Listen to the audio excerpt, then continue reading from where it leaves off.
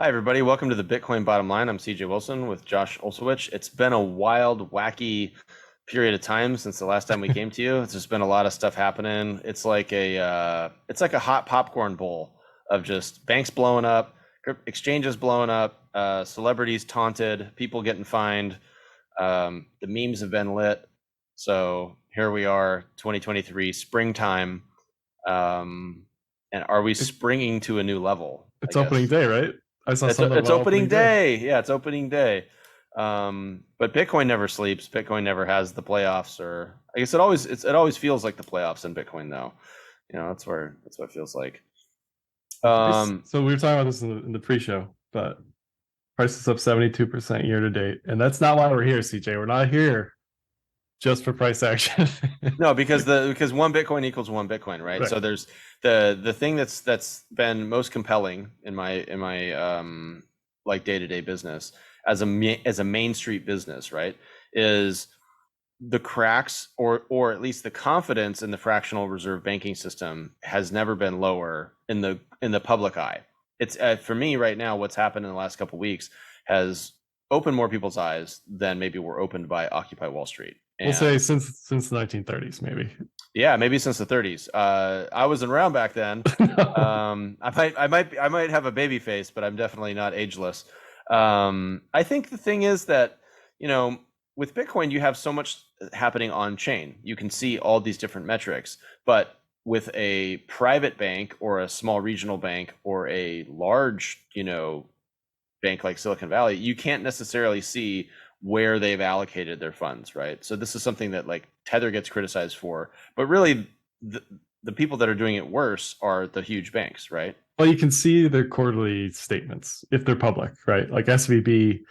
The reason SVB got into hot water months before they went under was because people were seeing that they had all these unrealized losses on their book, Hmm. and there was a run risk there because if you have unrealized losses and you have to pay for withdrawal requests, then those unrealized losses become realized losses, right? So Hmm. that was ultimately how it all went down. But people knew about this ahead of time because their numbers were public, right? Hmm. And Not necessarily.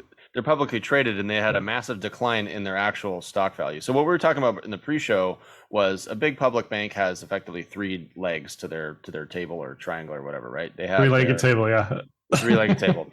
So they effectively have the depositor cash, right? Then they have their income generation, their loan book or whatever else like that. And then they have, which is I guess their investment side of things. And then they have their actual public price, their public market pricing, which a lot of them count as an asset on their books, even if from Like a market. FTX, right? Yeah, FTX and just like FTT. FTX. Exactly. So what happens is a bank like, Silicon Valley Bank, their stock price of 400, 500. Jim Cramer goes, "Oh man, I'm levered long. This is the best." And then everyone goes, "Wait a second, this is sketchy." And then the price starts sliding. So when the price starts sliding, they have to start figuring out other ways because they have compliance ratios or something. They have some sort of compliance they're supposed to do. The biggest problem with Silicon Valley Bank is if they're banking $50 million deposits for venture capital funds or for startups, that's like the biggest cash burning industry there is. Like they're literally plowing money into growth or hiring or whatever. So yeah, they might have $10 million in the bank today, and in 90 days they might have no money in the bank. So then, but they've taken that money and lent it out to themselves at 1.6% for 10 years. The duration risk thing was crazy for me. That's still the craziest part of the whole situation. Like, how do you think a 10-year bond or something like that is going to be good when you're banking the riskiest capital burners, Well, that's outside the of thing. methodics? Their deposit base was like unipolar Hmm. and hypersensitive to rate rises. Hmm. And yet, we see this in hindsight, obviously, but people were talking about this as it was happening way before, again, before it exploded. And you got to think like somebody at that bank was realizing what was going on ahead of time. And like, hey, we got to figure this out. But I don't know. Yeah. Who do you blame, right? Do you blame the institution? Do you blame people on their investment committee? Do you blame the CEO? Do you blame the Fed, which people have done because they've raised rates so quickly? Hmm. Um, I don't know. I've gone back and forth as like who's honestly to blame. I think the Fed plays a big part of this because they were super slow to raise rates and then had to catch up. Mhm. But ultimately, it's the bank's problem, right? Like you're the bank; it's your job to manage that risk appropriately. Right. And that's all that comes down to it, right? That's why you're getting paid the big bucks to be the chief investment officer or the Hundreds of millions of dollars, yeah. Yes, exactly. So along those lines, I think one of the scariest things for people is systemic risk, right? If you're a regular person, regular business owner, you have payroll to make. There's been a couple of different like things locally here that there was a company that was running their payroll through there or something like that. This comes out in the paper. We have 100 plus employees at my business, right? We do a lot of direct deposits for everybody. As soon as this stuff came out and became public, I talked to my CFO. I said, hey, we might want to go to live checks for this next pay period, just so that way, if somebody has the check, which is our money effectively as the business, right? We don't want them to get direct deposited into a bank account that is then locked because that bank is insolvent, and then that creates problems. So I'm obviously a very skeptical person. I'm a Bitcoiner, all that stuff. And I'm sitting here having this conversation with the CFO going, hey, this is bad. This is not unique. This is going to happen to other banks. We have no idea what scale it's going to be because, like you said, a lot of people were in that boat where people, meaning investment officers at banks, they were dependent on a steady track that the Fed was going to keep, raising rates or whatever. And that track has turned into like a ski jump going the wrong direction. A roller coaster. Yeah, it's a roller coaster. And you can't necessarily blame, I think you can't necessarily blame Powell in this whole process because Let us blame Powell. Who are you, CJ? You said you're a Bitcoiner, right? Yeah, but like I'm not. I don't care what he does. I'm stacking. It doesn't matter to me. Okay.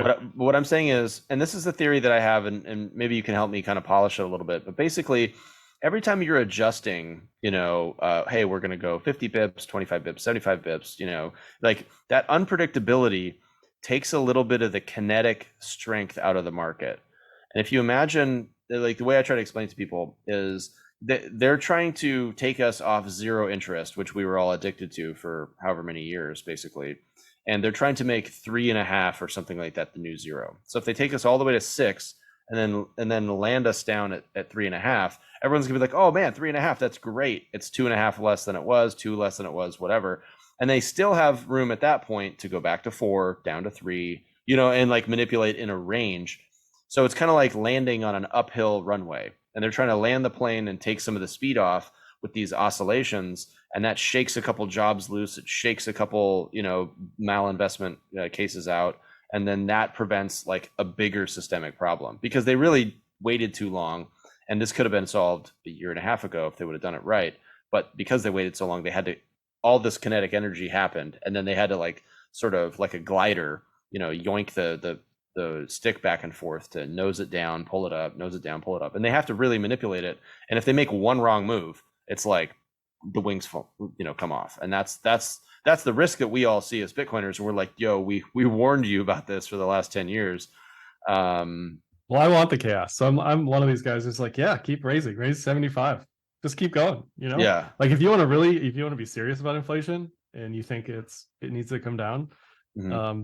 Yeah, keep going, right? And they've kind of already hinted at that, regardless of what the market probabilities are. We can look at the CME rate probabilities for like the next year and a half. Yeah. And all the probabilities are still saying cut, cut, cut, cut, cut. And the Fed is still saying, nope, we're going to keep raising. We're going to keep raising. So, well, if you're the right person, meaning you're right and your position is right in a sea of wrong people, you'll make the most money in the investment case, right? Because if you're ahead of it and you know where the destination is and you get there before everybody else, you get the best prices on those assets and all that stuff. And I think that's what a lot of Bitcoiners have been doing is maybe too many people bought at 45 or 50 or something like that. But now that we've had this huge bottom effect in the high teens, the mid teens, that gave a lot of people a chance to get back in and now ride that volatility back up. And like I said, not that price is the only thing that matters, but I think this is what's interesting is Bitcoin does oscillate. It does go up and down, right?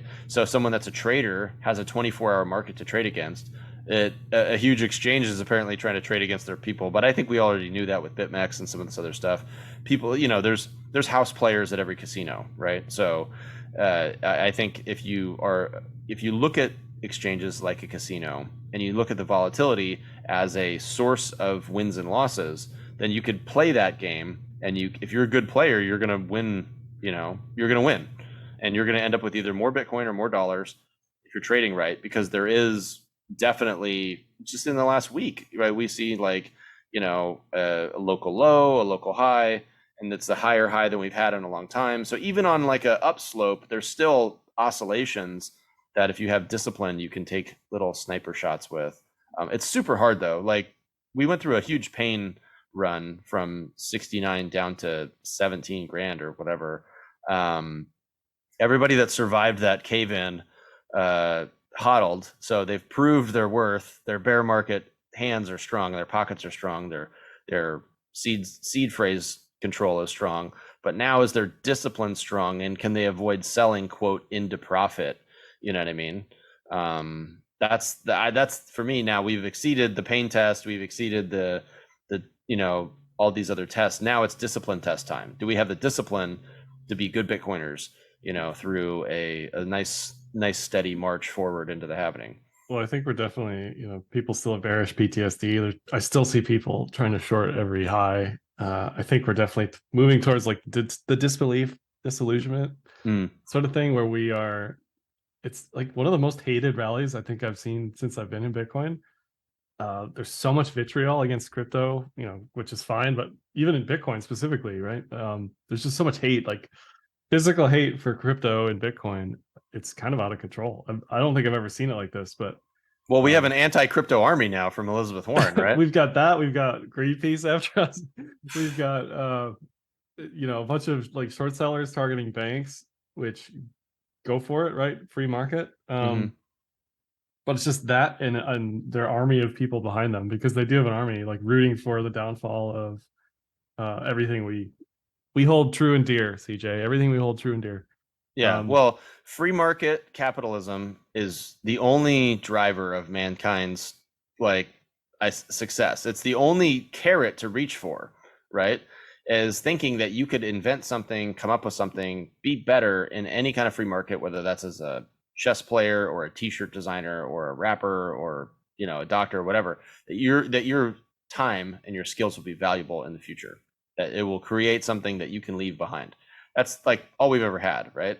This whole notion. It's too deep for me, CJ. Listen, really quick. The notion that the government will fix things and make our lives better long term is a bad idea. But that's where we're headed. We're headed towards central banks bailing out all the regional banks. We're headed towards everybody having a bank account with the Fed and FedNow, which, for most people, I don't think that's a terrible thing. We're getting rid of fractional reserve banking if everybody banks with the Fed, right?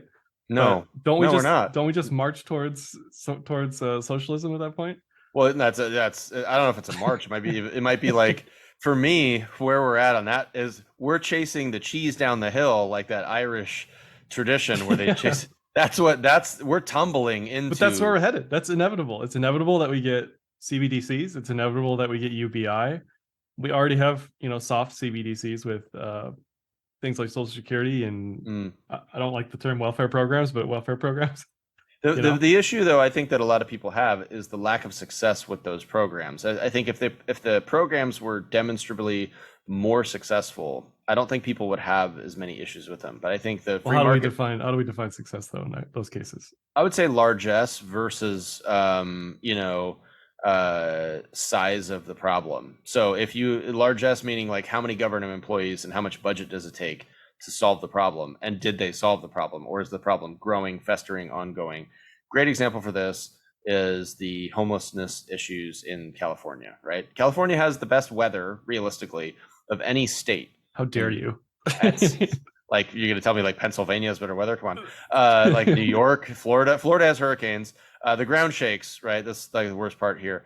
But realistically, no. People migrate. Homeless people migrate to California. They end up in Santa Monica, Hollywood, some of this stuff. They end up here. There's lights. There's friendly people. It's easy weather. There's no snow. So if you're going to live on a park bench or in a tent, this is easier on your body. So people end up here. The issue is that it keeps getting worse. Okay, it gets worse to the point that people have microwaves, televisions, tents, like constructed edifices now, homeless encampments are, it's almost like in Ready Player One. We're like a couple steps away from like building stacks out of like old shipping containers and stuff like that. Like that's kind of where it looks like it's headed here. And this is like in Hollywood. This is not, in the middle of the desert, right? If it was in the middle of the desert, people wouldn't really have a problem with it. But the issue is that the money that they throw at this keeps getting bigger and bigger and bigger. So it's not successful. If it was successful, they would either spend the same amount and you would see it tapering down, or they would spend more and then it would go away completely, and neither one of those is happening. So I think that's where, let's say, the capitalist or the libertarian or whatever Bitcoin type people say that this is bad and this social program is bad. I'm not even going to get into the Republican Democrat thing because we don't even have to go there. But I think when people count on the government for safety, whether it's in banking, and they effectively are hoping that if a bank blows up, they can borrow money to get by or get a credit card to get by or something like that. That's like, we don't even have to go that far. We just say the FDIC is going to come, right? Yeah, but the FDIC is not covered well enough. And the thing is, because you can add leverage to financial instruments, you can effectively create more liabilities faster than you can create real money. And that's the biggest problem. Like Parker Lewis talks about this in Bitcoin is the Great Definancialization. There's only about $10 trillion in the money supply, and there's like 90 or 100, probably even more than that now. Like there's over $100 trillion in debt. So it's like, where does that equation balance? It balances with hyperinflation. That's the only way it really makes sense, because dollar denominated debt, $100 trillion. America's debt deficit is $32 trillion at this point. When does it hit 40? When does it hit 50? At some point, it's a crisis. Does it matter though? It doesn't seem like it matters, right? Stephanie Kelton doesn't think it matters. That's the modern monetary theory. Bitcoiners think it matters. Well, the debt ceiling is coming up, again. So the question is, what do we do? Do we care about the debt ceiling, or do we cut these social programs that seem unsuccessful? Well, if you have better people running the government, then theoretically, then these things would be more efficient. If you had Chat GPT 4 or whatever allocating dollars, it might do better than Susie from Temecula that can't make a payment on her own car insurance, like proctoring out millions of dollars for some sort of program, right? There's a lot of things that are sort of like logical that don't happen because there's some key factor that gets unplugged. So we've had a lot of rain in California. Most of the rain is just getting dumped into the ocean, but sea levels are rising because of global warming. That's what people say. If they just like dug dirt holes, then the water would get reabsorbed into the groundwater, and then we'd have groundwater to feed the crops, feed the people, all that stuff. So it's like these things where the solution at the time was, let's put concrete on everything. And then that prevents, it actually makes floods worse because then nothing gets absorbed. So it's these like short-term thinking that gets us in all the problems. And that's why, and the government's like perfectly like the example of that, because people have to get reelected in order to be effective. And the election cycle is 2 years, 4 years, whatever. It's so short that they end up just fighting to get reelected and not to make the difference that they probably signed up for initially. Elizabeth Warren, I'm sure, meant really well when she initially got into the Senate. But now she's seen as like this enemy for millions of people, dozens of millions of people, because she's forming a crypto army, anti-crypto army. What a crazy hot button issue that 20% of people barely care about, Right. And it's like, yeah, how many of her voters actually really care about that? I think she's just trying to be the face of that tide because she sees that crypto's down. So maybe I can be seen as the person that is the muckraker and sweeps it all away. It's like, well, realistically, there's always going to be corruption when there's somebody that can receive money, regardless of if that's cash, wires, Swift, yuan, or Bitcoin, or Teletubby coin, Dogecoin, Doge chain, I don't know, whatever. Brad Sherman's going to complain about Mongoose coin. So yeah, there's always going to be enemies of good things. And Bitcoin's a really good thing. There's going to be enemies. Well, here's the path though. Again, like I don't think anybody wants us to go towards this idea of like the Fed controls everything, but the Fed is just only getting bigger. The reliance on the Fed is only getting bigger. The reliance on FDIC, people want a higher insurance basically, which is going to result in higher premiums to the banks, which is going to result in higher fees for you and me. That's just the way it's going to be. So at the end of the day, we're seeing this convergence towards the meat space going more and more pro-centralization, pro-government, because Mhm. that's the path that they think is going to work. Whereas I think Bitcoin has done super well over the past 3 months because we're like, no, this is the peaceful protest. We're going to opt out. See you later. Mhm. Right? That's it. Yeah, I Um, mean, I can speak from personal experience that like I'm getting more and more comfortable holding a higher percentage of my cash, if you want to call it that, in Bitcoin. I think loans are great if you have a business plan on how you're going to pay it back or if it makes sense. But I think for a lot of people, once they get a certain amount of Bitcoin, and that's as a percentage of their net worth or whatever, then they start looking at banks with a lot more skepticism, and they're looking at like the $20 fee for the month or the $30 fee for the wire, and they're looking at, why are they trying to get me to do this? Why are they trying to get me to do that? Is this offer really that good of an offer that they're offering me for a credit card extension or something? And I think that I would say consciousness is becoming more common, and the common consciousness and how people see Bitcoin, they're like, wait, Bitcoin's just still over there, just still working, still spinning around and still pumping out blocks. Like it's just like people are pissed about the mining. The skull of Satoshi was supposed to be like, oh, Bitcoiners are evil, like industrialists or something like that. And we're all like, dude, that's lit. That's cool. Let's I get, didn't even when I saw it at first, I didn't even know who it was for or what it was. I was like, oh, yeah, this is super cool. Like this is right. awesome. I thought it was like a pro Bitcoin thing. Like I mean, it really is at the end of the day, and that's the funny part is everything is good for Bitcoin as long as Bitcoin continues to function uninterrupted and continues to have uptime. Because the compelling case for Bitcoin is, Lebanon bricks, Turkey bricks, Argentina bricks, all these people like they just blow it on their central banks blow up because there is a competition between countries to see who leads us in the next 100 years, and that's the way it is. It's the way it's always been. Um, there's always going to be some sort of industrialism or some imperialism, for a big country.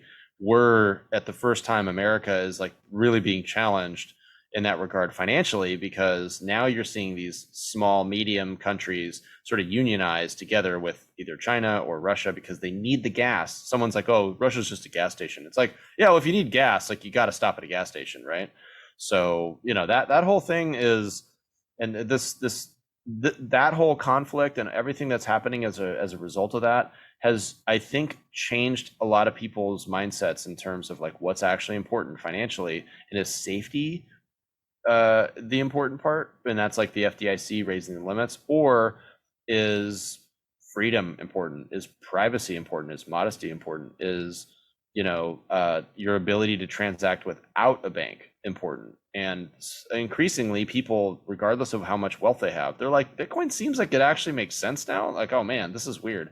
I thought these guys were just idiots yelling in the corner with like laser eyes or whatever, and it turns out that all this like Austrian economics that they've been talking about is actually like a real math problem that they're trying to solve. That's really weird. Oh man. well, it And certainly helps that price is up, right? Because if price was going in the opposite direction while all this was happening, people would say, oh, you know, Bitcoin obviously doesn't work. People are selling, blah blah blah. But yeah. I made the joke when SVB blew up, like uh I didn't think, oh man, I better go run and sell my Bitcoin. Like, oh, I'm so scared. Like Yeah. that's totally the opposite, right? Like Yep. I had no issues sleeping at night, right? I didn't think twice about any of the bank accounts I had. I have very little money in a bank for the Hmm. past 10 years because of crypto. Like that's just the Yeah. way it is. So I didn't have to worry about that. What I was gonna say though is again along this path towards centralization, we're seeing rates go up and up and up. Regional banks can't keep raising their savings rate. Hmm. So they lose deposits more and more and more to either money market funds, which are directly plugged into the Fed, Hmm. or these too big to fail banks. So we're going to end up with the Fed and 5 or 6 too big to fail banks. Hmm. And that's it. That's all we're going to have. That's all it's going to be because rates are just going to be up here.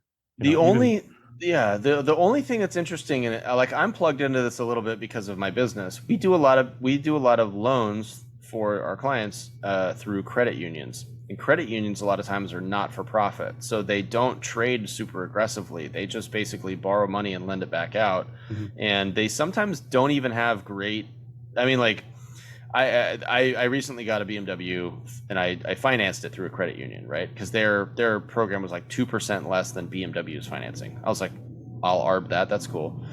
Um, they wanted more money down. Okay, that's fine. They had a different schedule on how they wanted it paid, but they also send you marketing materials afterwards.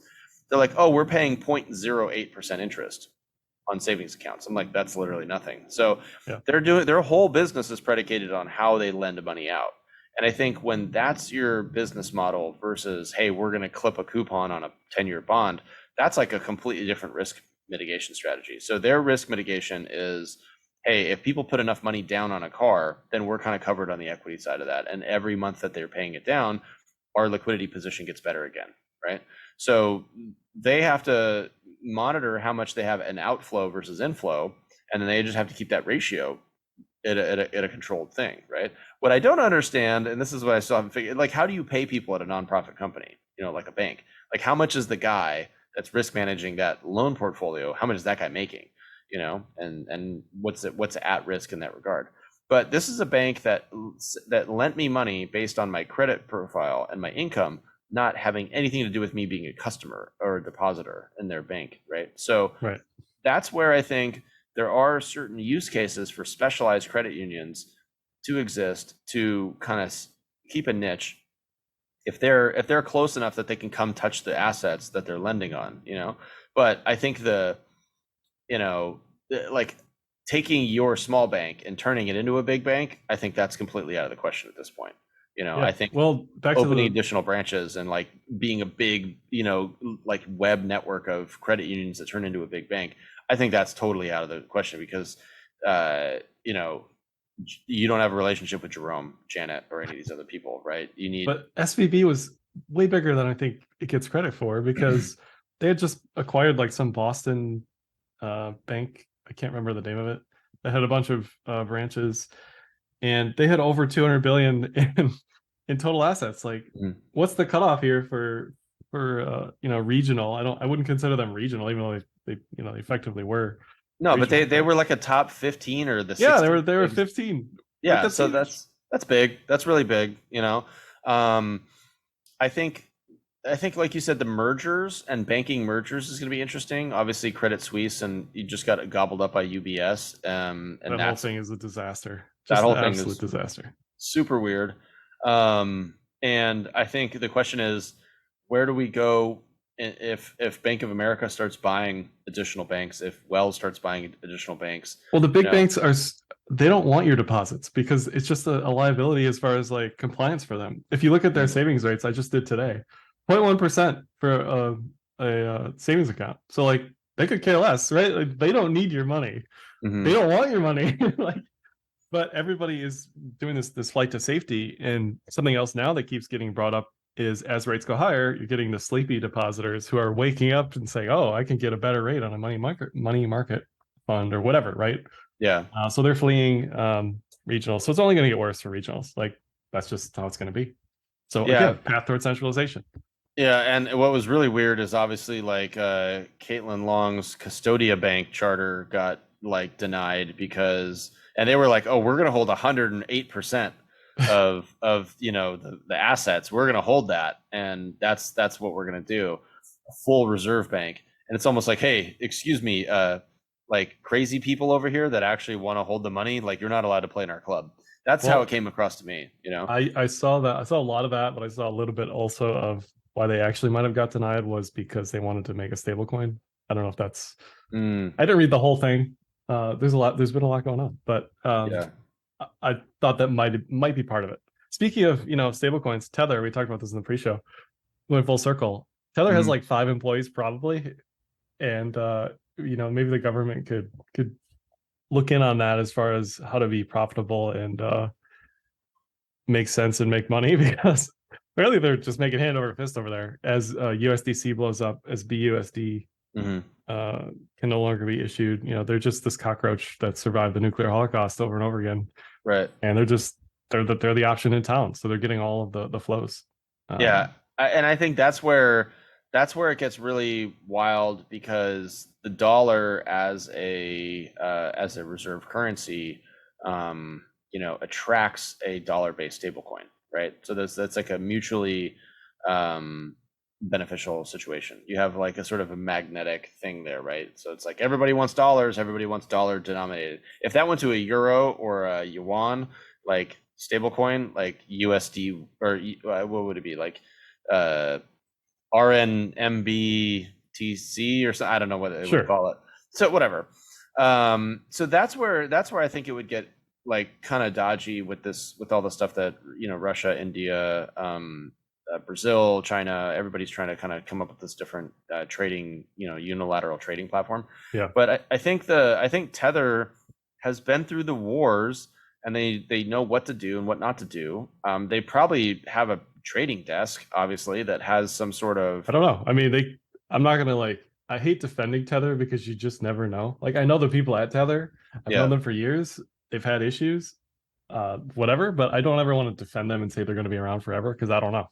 I don't No, know. but they have the ability, because of their their lack of a lack of overhead, I guess, that they can kind of put money in wherever they want, And it's kind of like I read a disclosure statement. Every time one of these banks blows up, or every time something bad happens, whether it's an earned platform like BlockFi or whatever, there's always like whatever platform you use to bank with in the crypto space, or Mhm.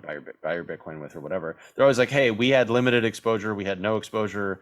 It's like USDC had a pile of money at SVB, right? I think based on the testimony yesterday from the FDIC head, I think they're the top creditor because he said the top 10, they would have been the top 10 depositors totaled 13.3 billion.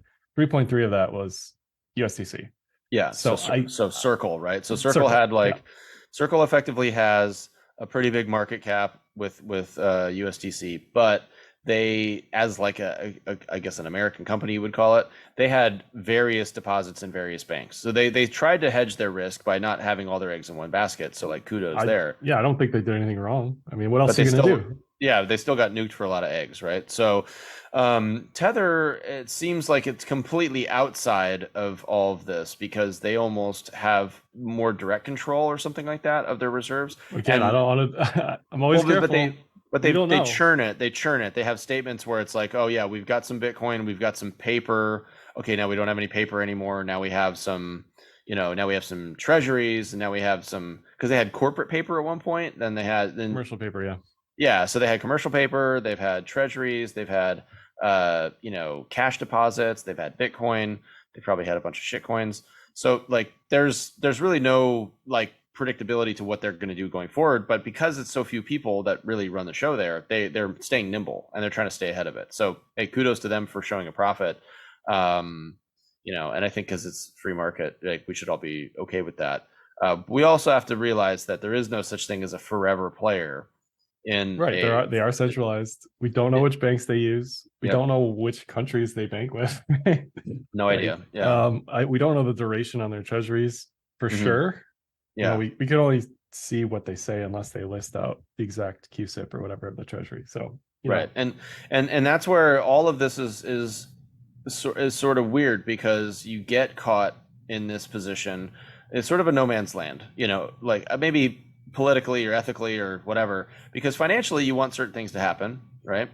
But then functionally, certain things need to happen, need to work. And when things start breaking, then, some people tend to look for the safety side, some people look for the freedom side, and there's always opportunities to get wrecked and make money. And that's the way a free market works. It's churn and froth and pain and gain and all these other things happening. And some people are like, they just want 72 degrees air conditioning. That's how they want to live their life. And the problem is, those people, when they become a majority, they're effectively softening all of the progress that people make, because they're not pushing anything. They're just sort of like absorbing, heat and absorbing materials, but they're they're not not actually. stressing the system. We're Yeah, getting well, stressed by the system. yeah, and because stress is a stimulus, for growth. The stress is a stimulus for adaptation, and we've adapted to get to the point where, like you said, you can minimize your holdings in a bank account because you're comfortable with how to use a Bitcoin standard, how to buy stuff with Bitcoin, how to sell Bitcoin if you have to, how to trade it, do whatever with any of these other assets, and you're comfortable with that more fluid not tied down lifestyle. I think that is the whole thesis behind like the sovereign individual or Jeff Booth's book, The Price of Tomorrow, is that like, hey, if you have more financial control, it's better than having deeper roots. And if you, root yourself to these systems that can change because of a person or a vote or an opinion or a law, and you don't forecast that correctly, you're going to get wrecked. And that's what we've seen with a lot of companies. They're just like, hey, we're really good at selling pizzas. This just happens to be the local bank, and then somebody absconds with the money, and then it's a problem. But it's a big vulnerability for small businesses because they're not hedge funds. They don't know how to like risk manage all this stuff, and so that's where I think a lot of this would get solved if we had better financial educators earlier in life. More exposure to this type of stuff as teenagers and things like that, because then it would be something that you're fluent about. Because if you're 40 by the time you learn this stuff, you've been wasting money and time for 20 years, once you get out of high school. And that's the biggest problem we have, which is why I think Bitcoin fixes some of this stuff, because we just yell so loud about it, and you can see things on chain and you can point to things and say, this is how many Bitcoin there are, this is how many transactions there were, this is what's happening with all these other weird things that are attached to Bitcoin. Here's some memes to help explain it. And the big question is, how do we maintain some sort of on-ramp, off-ramp, so that it's actually like so that it's actually doable to grow. Well, like you said, with like the TikTok next block, right? Effectively, Yeah. the longer we're just existing with people like on the outside periphery panicked and like seeing like us who's like, yeah, whatever, duck water on a duck's back, basically. Yeah. People start to get like curious about it. One last thing I want to bring up before we go is this: you hit on it with like regulation and the politics of everything. We've gone from like the geopolitical maze of reshoring or nearshoring after the Russia stuff Mm-hmm. to now, like for crypto companies specifically, they're all like going offshore. We're going from like reshoring to offshoring again, and now we're hearing all this talk out of Hong Kong about regulation being relaxed for crypto businesses. We've got Gemini trying to establish something offshore. We've got Coinbase talking about going offshore. Nobody wants to be here anymore because of the regulatory hostility. It's just the rules of the road that aren't as clear as they should be. Right. And I think the forward-facing regulation and what's going to happen, what's here today, what's going to happen in 4 years, 5 years, 10 years, that's what these companies have to think about. I don't think Coinbase is planning on shutting down anytime soon, right? They're obviously a huge company. They went public. They've generated a lot of money, a lot of earnings, a lot of profits and losses for traders and shareholders and everything else. They're a big company, a huge company. They have to think like a traditional brick and mortar company to say, hey, what's going to make us the most money in the next 10 years? I mean, that's like effectively their right as a capitalist company, right? In a capitalist country. Even taking into account like the regulatory penalties for doing that, because that's, the plus minus there is how much can we make after the obvious eventual regulatory penalties, because that's bound to happen, Well, without being yeah. shut down, obviously. Right. And it's just like mining in the sense that if you have a bunch of rigs and you can just pack them up in a container and go to a different state, a business office is virtual, right? We saw that with FTX. They basically had beanbags in the Bahamas, Literally. beanbags, Bahamas, and bribes. The downfall of FTX. The three Bs. Yeah, the three Bs. So, like if you're Coinbase, you could run a trading desk and a matching engine, in Anguilla or in the Isle of Man or whatever. I mean, look at Apple. Like Apple has created this whole like intellectual property shell company that is an Irish company, right? And it's not like, I mean, their campus is in frickin' Cupertino, California, right? Like the campus is there, right? Apple and Facebook and Google, they're all there in Silicon Valley. So, yeah, sure, that's a subsidiary of Alphabet or some crap or whatever, right? But I think you're definitely going to see some of these crypto companies or exchanges or whatever going through that same thing that Apple did, because the regulatory arbitrage, hey, if we hire an army of lawyers, come up with a shell structure, move it over here, intellectual properties offshore, that's what's generating the money. We pay rent and we can buy assets here with the rent money or whatever. That's a totally soundproof plan that big companies have been doing for years. The question is, can you pick a place that's not going to have the regulations flip like after you do it. Because if you go, I mean, look at Binance. Binance has tried this for years. They've just hopped around everywhere. Malta was like the most recent yeah, like one. where are they? Like where are the Binantians? And that's where, um, like an Estonian passport, you like log in and it's like, oh, now you're in Estonia, now you're an Estonian tech worker. There's so many different angles to this, but what it comes down to is the countries and the jurisdictions, like individual states that are most friendly towards growth-based crypto companies will benefit from the growth-based crypto companies succeeding. That's it. It's super simple. And if you don't want your state to be a Bitcoin state, and you ban Bitcoin mining or you ban Bitcoin stuff like bit licenses, and you come up with these massive costly hurdles, then yeah, it's cheaper to not deal with New Yorkers than it is to get a bit license, right? It's Right. cheaper to mine in Texas than it is to mine in California. So you're just going to Bitcoin mine in California. If it's cheaper to mine in El Salvador, and Bukele is saying, "Oh, it's no capital gains on what you make in Bitcoin," you're going to move to El Salvador. Like, what do you care? It's a remote business anyways, Bitcoin mining is. And if they have beaches, daiquiris, and pupusas, I mean, if it's good enough for Max Kaiser, maybe it's good enough for Josh or CJ or whatever.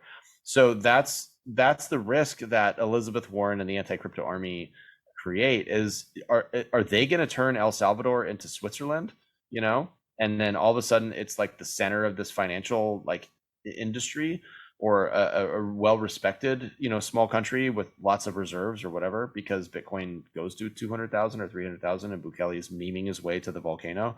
So I don't know. I think it does. I think the people that are taking risks and buying the bottom are going to win, and the people that are building the hospitable infrastructure, they're going to win.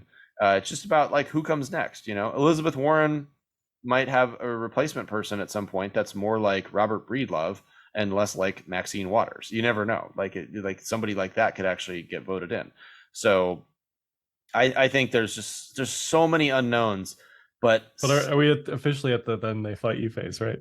oh, we're so we're so being fought. It's absolutely being, ever since President Biden's White House paper came out about everything. That was the trumpet for the then they fight you phase. That was the official trumpet. It wasn't Brad Sherman, with Mongoose Coin commentary in Congress. It wasn't that. It wasn't Neil Kashkari saying we have unlimited money. That wasn't it either. It was hey, we're still citing this guy's paper from 2018 that has zero factual basis, and it was like a college undergraduate project, and they're still citing Digiconomist on stuff. They're still going after pollution and all these other things, and it's like all these things have been answered. All these things have been answered. Like we're 60% green, renewable, whatever you want to call it, and mining in America. There's just so many problems that they think that they're going to solve by banning crypto and making it hard for Bitcoiners, and they're just not smart enough to really do that. They have other problems they've got to fix. They've got China problems, they've got Russia problems, they've got homelessness problems, they've got Federal Reserve problems, they've got military industrial complex problems. Like the government needs to focus on what it's actually good at, and not cryptocurrency, because they're for sure not good at that. Well, if politicians are so convinced that this whole sector is worthless, like I'm sure spending a hell of a lot of attention, time, and money focused on it. Yeah, it is. I mean, Bitcoin's definitely a squeaky wheel because we engage directly, and so President Biden tweets something that's off, like just absolutely off the handle, and I look in the replies, and it's like Preston Pish, Parker Lewis, Jimmy Song, me, you, Steven, like Leah. Yeah, it's like all sorts of like Bitcoin maxis are like all of a sudden directly engaging in the conversation about inflation, disinflation, stagflation. Lynn Alden gets like 57,000 views every time she posts something on the macro effect. Natalie Burnell just interviewed Danielle DiMartino about, I love her. Yeah, Danielle DiMartino is like one of my favorite people to follow on Twitter about this macro stuff. And I think, like there's the Sailor stacking, buying 6,000 more Bitcoin, and the Sailor's buying, Bukele's buying nonstop, right? They just keep going, and it's like, are we going to join? Like, who do we feel like is more likely to win in that fight you phase? Is it Bukele and Sailor and the Bitcoiners, or is it Elizabeth Warren, who like is citing Digiconomist, which is like an evaporatively bad, like fake set of facts, you know. And I think it's like logically, you know, that the people that are actually doing the Bitcoin mining understand what's happening, and the people that aren't are just like pissed that their power is being, you know, like bled out somehow. And that's, and Well, for a hopefully lot enough of people us see that. who are like super tied to the industry, eventually, like you said, like it gets so hostile, we just go somewhere else because we can afford to be digital, right? So Yep. that's what's going to end up happening at the end of the day. Yeah, like if you texted me and you say, "Hey, this is my new number. I'm living in El Salvador," I'd be like, "Awesome. I hope you learn how to surf. Like, let me know when to come down." You know what I mean? And that's cool. And I think that's where, you know, people moved. I'd say moved with a D, like past tense, to Silicon Valley to make it, because that's where the VCs were that were going to fund their crazy startup ideas, right? People moved to Miami because they want to develop condos on the shoreline, wear bikinis and get a tan. People moved to Texas because they like brisket and, you know, no state income tax. People moved to Vegas because no state income tax, weather, I don't know, Mandalay Bay. I'm not sure why, but you know, it's a thing. People move to these other places. So yeah, if your industry is like, okay, well, here you go. This new beach is the center. You know, it's just like moving to Hollywood if you want to be an actor. It's not any different. And there's people that will literally move to El Salvador or Costa Rica or whatever because they want to be, or Panama, because they want freedom. And if you can be more free and financially stable in some other place, like that's the reason to move. Yep. You know, if as long as it's not dangerous, like if it's Right. not dangerous to live there, but it's more financially like viable, and then you have a chance to set generational wealth aside, maybe meet some nice people, have a community of friends. There's no reason not to move. You know, like we don't have roots, we have feet. You know, and we need to like remember that sometime. And I think that's what's happened in California. People get pissed off at the governor or the laws or the masks or whatever. They're like, whatever, we're moving. We'll move east somewhere else. People moved west because they hated the snow. You know, people moved west because they wanted to be close to Hollywood. So if they move east or south or outside of the country because they want to be Bitcoiners and wealthier, it's the tale as old as time. Yeah. That's why people have always gone, is better resources, safer, you know, more wealth somewhere else. And I'm more than happy for anybody that moves. I just have like more of a Batman complex where I'm like, maybe I just need to stay and clean up Gotham City. And maybe I can get enough people to take down the Joker and these other bad characters, and maybe we can do that. So I don't know, we have allies inside the system. You know, Senator Lummis has been awesome. Warren Davidson's been awesome. Patrick McHenry's been awesome. This is Emmer, I think is Emmer's super based. He's like super anti CBDC.